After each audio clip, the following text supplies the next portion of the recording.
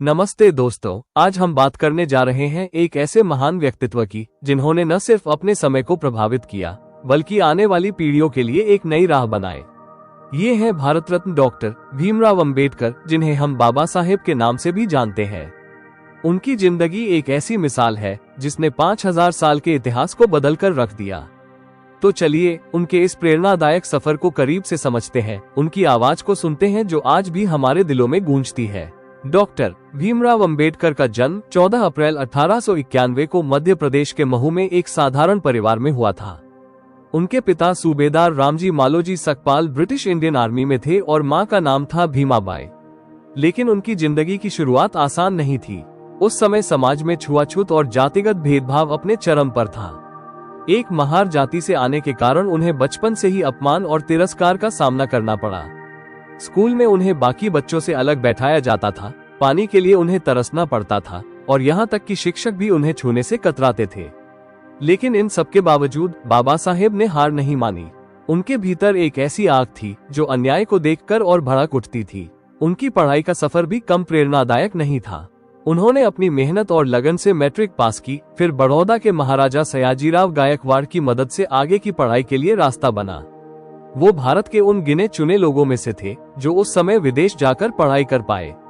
Colombia university से उन्होंने अर्थशास्त्र में पीएचडी की और लंदन स्कूल ऑफ इकोनॉमिक्स से कानून की डिग्री हासिल की। लेकिन उनकी असली लड़ाई डिग्रियों से नहीं बल्कि समाज को बदलने की उनकी सोच से शुरू हुई। वो जानते थे कि शिक्षा ही वो हथियार है जो अज्ञानता और गुलामी की जंजीरों को तोड़ सकता है। जब वो भारत लौटे तो उनके सामने एक दोहरी चुनौती थी।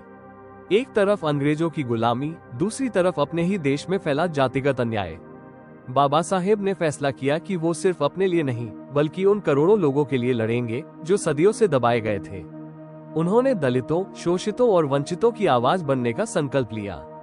उनकी ये लड़ाई आसान नहीं थी। उन्हें हर कदम पर विरोध झेलना पड़ा, अपमान सहना पड़ा, लेकिन वो कभी पीछे नहीं हटे। उनका एक बड़ा योगदान था महार सत्याग्रह। 1927 में उन्होंने दलितों को सार्वजनिक पानी की टैंक से पानी पीने का अधिकार दिलाने के लिए आंदोलन शुरू किया। उस समय ये सोचना भी नामुमकिन था कि नीची समझी जाने वाली जाति के लोग ऊंची जातियों के साथ एक ही जगह पानी पी सके। लेकिन बाबा साहेब ने न सिर्फ ये सपना देखा बल्कि उसे हकीकत में भी बदला। वो वहाँ खड़े हुए अपने लोगों के साथ कंधे से कंधा मिलाकर और कहा कि ये पानी सिर्फ ऊंची जातियों का नहीं बल्कि हर इंसान का हक है। उस दिन की गूंज आज भी इतिहास के पन्नों में सुनाई देती है। इसके बाद उन्होंने मंदिरों में प्रवेश के लिए भी लड़ाई लड़ी। कालाराम मंदिर सत्याग्रह इसका एक बड़ा उदाहरण है। वो चाहते थे कि हर इंसान को सम्मान के साथ जीने का हक मिले, चाहे वो किसी भी जाति या धर्म का हो। उनकी ये सोच उस समय के समाज के लिए क्रांतिकारी थी। लोग उन्हें समझ नहीं पाते थे, कुछ उन्हें अपना दुश्मन मानते थे, लेकिन बाबा साहेब का इरादा साफ था। वो कहते थे, मैं ऐसे धर्म को नहीं मानता जो इंसान को इंसान से अलग करे। उनके ये शब्द आज भी हमें सोचने पर मजबूर करते हैं। अब बात करते हैं उनकी सबसे बड़ी देन की, जो है भारत का संविधान। जब भारत आजाद हुआ तो ये सवाल उठा कि इस नए देश को कैसे चलाया जाए। उस समय देश में इतनी विविधता थी, इतने धर्म, इतनी जातियां, इतने रीति रिवाज। ऐसे में एक ऐसा संविधान बनाना जो सबको जोड़े, सबको बराबरी दे, आसान काम नहीं था। लेकिन बाबा साहेब को संविधान सभा का अध्यक्ष बनाया गया और उन्होंने इस जिम्मेदारी को बखूबी निभाया। उन्होंने दिन रात मेहनत की, दुनिया भर के संविधानों का अध्ययन किया और फिर एक ऐसा दस्तावेज तैयार किया जो आज भी भारत की आत्मा है। संविधान में उन्होंने हर नागरिक को बराबरी का हक दिया, चाहे वो गरीब हो, अमीर हो, किसी भी जाति या लिंग का हो, हर किसी को सम्मान और अधिकार मिले, ये उनका सपना था। महिलाओं को वोट देने का अधिकार, शिक्षा का अधिकार, नौकरी में बराबरी का हक, ये सब उनकी देन है। वो कहते थे, जब तक समाज का आखिरी इंसान भी गुलामी की जंजीरों से आजाद नहीं होगा, तब तक हमारा काम पूरा नहीं होगा। उनके इन शब्दों में कितना दम था, कितनी गहराई थी। लेकिन उनकी जिंदगी सिर्फ संविधान तक सीमित नहीं थी। वो एक समाज सुधारक थे, एक अर्थशास्त्री थे, एक लेखक थे और सबसे बढ़कर एक इंसान थे जो दूसरों के दर्द को अपना समझते थे। उन्होंने बौद्ध धर्म को अपनाया क्योंकि वो मानते थे कि ये एक ऐसा रास्ता है जो इंसान को इंसानियत सिखाता है।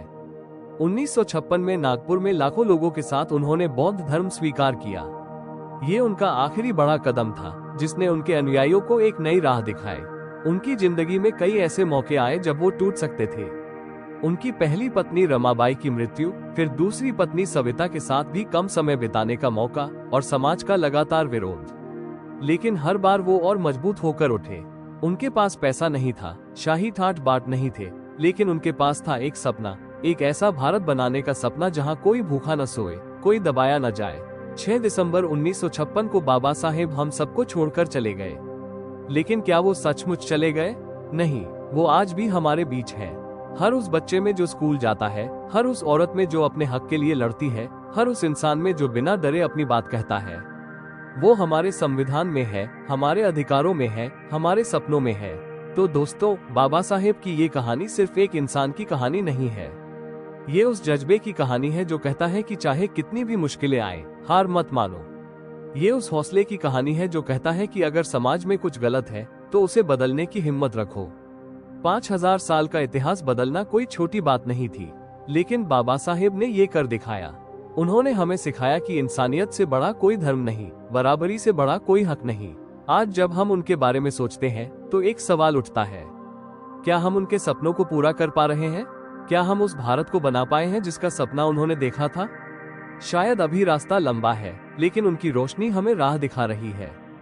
तो आइए उनके इस बलिदान को याद करें, उनके इस संघर्ष को सलाम करें और वादा करें कि हम भी अपने हिस्से का योगदान देंगे।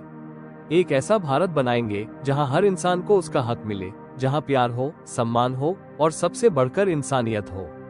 बाबा साहेब का सपना हमारा सपना है और इसे पूरा करना हमारा कर्तव्य है। जय भीम, जय भारत।